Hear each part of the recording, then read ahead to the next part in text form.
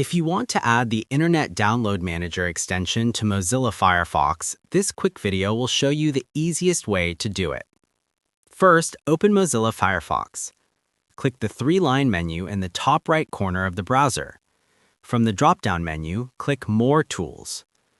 Then click Extensions for Developers. Now, in the search bar, type IDM and press Enter. From the results, click IDM Integration Module. On the extension page, click Add to Firefox. When the pop-up appears, click Add to confirm.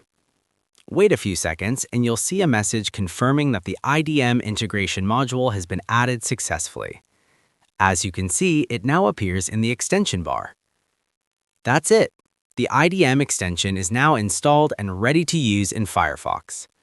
If this tutorial helped you out, make sure to like and subscribe for more helpful guides.